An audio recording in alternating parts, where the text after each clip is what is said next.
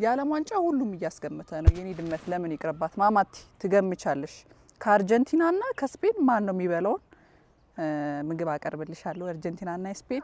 ከዛ እንደ ሌሎቹ ድመቶች አንቺም ትገምቻለሽ። እሺ እቤት ብዙ ተቀናቃኝ ድመቶች ስላሉ ውጪ አስገምታታለሁ ማማቲዬን። ቆይ እንደውም ሰርፕራይዝ ነው ሊሆነው የሚሆነው። ለሷ ምግቡ ላይ ነው ትኩረት የምታረገው፣ ግን ኳሱ ላይ ትኩረት እንድታረግ ጫና አሳድርባታለሁ።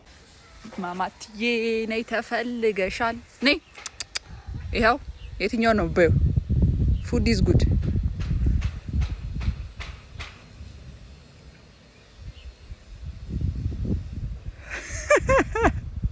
ራንዱ ቤታይ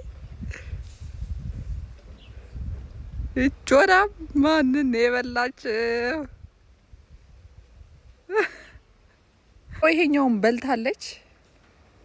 ይሄኛውን ስለበላሽ ከፍተን እናየዋለን። አማት ስፔን አር ዩ ሹር ስፔን? ያ ለቀይር ነው ሀሳቧን። ማማቲዬ የመጀመሪያ ግምቷ ስፔን ሆኗል። ያው በቃ እንግዲህ ትጋብዛታላችሁ ታተ የስፔን ደጋፊዎች። እሺ ሂክሞ የስፔኑን አሰልጣኝ ሉዊስ ዲ ላ ፎንቴን ትመስላለህ ይላሉና እንዴት ነው? እሱን ትመስላለህ? መነጽራችሁ ምናምን ይመሳሰላል፣ መላጣችሁ ምናምን። አይ እንደሱ ሼባ ነኝ እንዴ? ትመሳሰላላችሁ፣ ትጠጋጋላችሁ። ትንሽ ወጣት ወደ ወጣትነት ነው ማደላው። ኧረ እባክህ እሱ እኮ ማዕከለኛ ጎልማሳ ነኝ። እሱ እኮ ሼባ ነው። ምን ነካሽ?